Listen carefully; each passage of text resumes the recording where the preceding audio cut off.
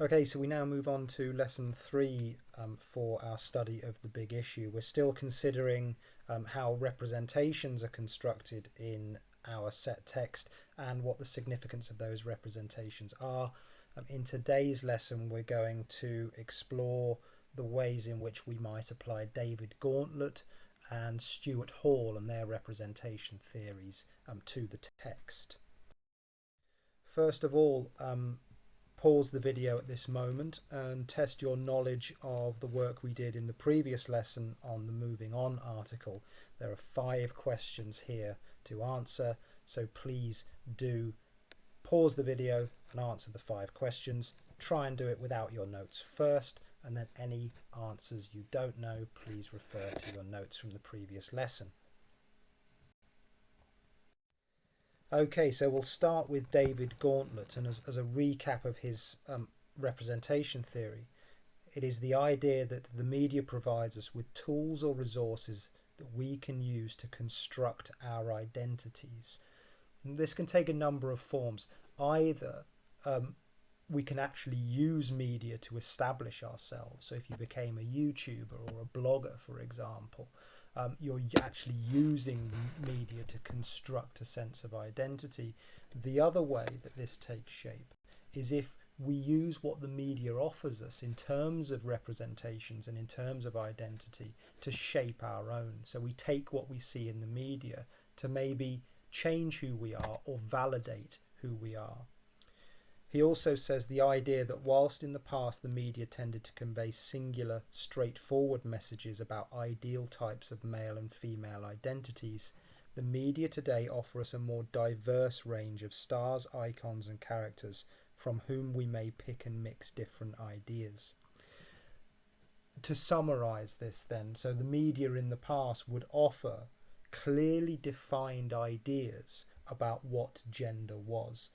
Clear set of expectations for men and a clear set of expectations for women. And whilst that still exists in modern British society, Gauntlet's idea is actually the media offers us now a more diverse range of representations. So those groups which were underrepresented or misrepresented in the past, that is beginning to change, and we get a more diverse and progressive range of representations. And what that means, linking to his previous point, is that the media then gives us the tools to validate or change or support our own identities and the way we feel about gender, so that difference is no longer frowned upon in the media as a whole. There are still sections of the media, of course, which create these boundaries in terms of gender, but there is a broader range of expectations and a broader range of identities from which we might take our own identity. Stuart Hall then, the idea, this is a similar idea, but there are subtle differences. The idea that representation is the production of meaning through language, with language defined in its broadest sense as a system of signs. And the idea that the relationship between concepts and signs is governed by codes. So let's deal with this idea first, because there are 2 strands to this theory really. The first one is that our understanding of representations in the media is governed by our understanding of a series of codes. So we might have a series of signs which have codes attached to them, let's say. So if we see someone in a suit, for example, that symbol, through our decoding of it, lends us to believe that that is a masculine representation of an individual. If we see somebody in a dress, that symbol of the dress carries with it connotations of femininity, and therefore that shapes our understanding of the representation. And that will become significant when we look at one of the articles in the big issue. So he is saying really that those signs, those symbols, and the associated codes and meanings that come with them shape our understanding of gender representation, and that we need to break down those codes if we are to shift our understanding of gender in the media. And the second strand is about stereotyping. So this idea that if stereotypes are repeated over time, they come to define a particular group. He says the idea that stereotyping as a form of representation reduces people to a few simple characteristics or traits. So what this means is if we stereotype a particular group, if we stereotype women, if we stereotype men, if we stereotype ethnic minorities, if we stereotype LGBT communities, then that reduces them, and it doesn't do justice to the broad range of identities within that particular group. And the danger is in the media, through stereotyping, it reinforces very narrow expectations of a particular group of people. So if we stereotyped women in a certain way, it would reduce our expectation of what femininity was. He also says the idea that stereotyping tends to occur where there are inequalities of power, as subordinate or excluded groups are constructed as different or other. So his argument, I suppose, here is that if the media is controlled largely by powerful white men, which it historically has been and still is to the present day, that is where stereotyping occurs, and that ethnic minorities will be stereotyped in a certain way, and that women might be stereotyped in a certain way, as might men, in order to maintain that hierarchy of power. So that's Hall's idea that stereotypes are dangerous because they are reductive in lots of ways. On the questions that we have here, do that for yourself first. Pause the video and then come back to the video, and I'll run through some ideas that you might want to consider. Okay, so hopefully you've already got some annotations. Well, let's have a look at some of the significant signs and symbols within this image. As Hall would say, first of all, we have the symbol, the sign of the tie. And as I discussed previously, we have the notion that this is a masculine, this comes with masculine connotations. At the same time, we have the sign of the dress, and that comes with feminine connotations. So what Perry is very, very cleverly doing here is manipulating our understanding of those signs, the way in which we decode them, to play with our idea about gender.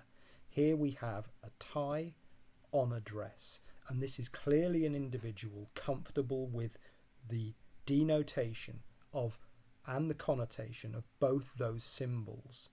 So here we have a blending of identity in terms of gender. We have one symbol which represents femininity traditionally, and we have one symbol which represents masculinity. So here we have somebody manipulating society's understanding of codes, visual codes, in order to make a point about gender equality and breaking down expectation of gender. Because we have a man here in a dress, first of all, but also a dress with a tie on it. So you can be whatever you want to be, I suppose. If we think about the colours that are used here, well, it's very much got a rainbow feel to it, particularly on the arms and also on the lower part of the dress. And so we have associations with pride here. So this is an individual that is affirming the identity of the LGBT plus community. He is giving them the tools which might validate their own identity, or which might give them the strength to be who they want to be. So this is a perfect example of the media, as Gauntlet would say, giving people the tools by which they might construct their own identity. And certainly Perry is exploiting the media here to construct his own identity. And if you read the article that accompanies this, which we will do next, you will see the way in which Perry was forced to feel so confused about his identity back in the 1970s because of the very restrictive expectations of gender. And now he is exploiting, using, I suppose, the tools that a left-wing progressive publication like The Big Issue gives him in order to construct his own identity as he wishes it to be. And he now has the freedom and the space in which to do this. So we see the progression from the 1970s to the present day. So Gauntlet would certainly argue, this supports Gauntlet's claim, that the modern media gives us a much more diverse range of representations. This could never have been printed in the 1970s. They're just in one or two places perhaps, but there wasn't the space with an audience as big as this to represent somebody who would be considered as other or different in such a positive way. Look at the exposure of the legs here. There is a complete lack of shame. There is no sense of covering up or vulnerability here. The stance is positive and almost arrogant, but certainly confident. By putting the hands over the tie, taking ownership of that masculine symbol, whilst at the same time owning the femininity of the dress. We have a low angle shot here which promotes an idea of significance and importance and power. So we're seeing a breaking down of that hierarchy of power. And then the pull quote at the bottom, the Daily Mail would be happy to know they facilitated my sexual fetish. Well, a beautifully sarcastic and cutting line, which we'll look at when we look at the article. Perfect here to criticise the hypocrisy and judgment of the past. And Gauntlet would say the media has moved on from that notion through an article such as this. So now it's time to read, and this is in the set text which is on Google Classroom. Now read the article that accompanies this image and select 3 or 4 quotations to analyse. You should annotate the quotations, focusing on at least the following, but this shouldn't limit you. Think about how Perry uses language to construct his identity here, and focus on individual language choices and the tone of his writing. Think about the context. What does his writing reveal both about 1970s Britain and how this compares to modern British society? Think about how far Perry's tone or attitude matches the ideology of The Big Issue, and how would Hall and Gauntlett respond to Perry's comments. So I've done an example here. I've picked out this quotation. At 16, I was a complete mess. That was probably the epicentre of my adolescent woes, my annus horribilis. My mum had a violent temper, and when she found out I'd got in contact with my real father for the first time, she erupted. So you might look at the notion that he was a complete mess, the way he's expressed it there. That lends us to focus on the destructive nature of gender attitudes and repression in the 1970s. Perry was an individual who didn't know his own identity, didn't know who he was, because he wasn't allowed to express his true self. He was restricted by the 1970s.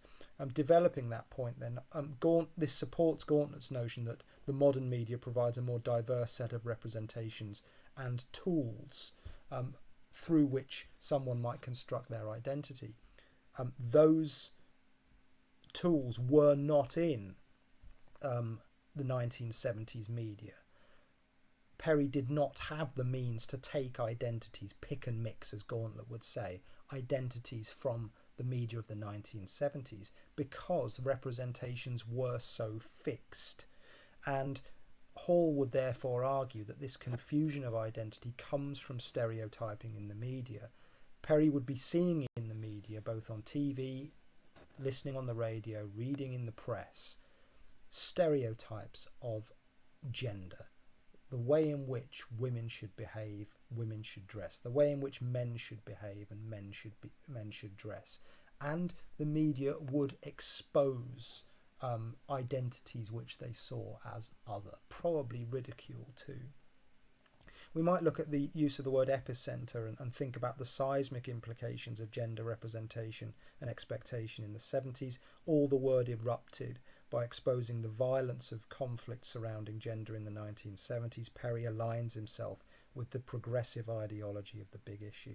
So we're thinking about identity, we're thinking about context, we are thinking about the ideology of the publication, and we're trying to apply the two theories that we've looked at today, and looking at very specific language choices and tone that Perry has chosen, and trying to analyse how he's constructed those ideas and how he's trying to use the media to construct an identity for himself.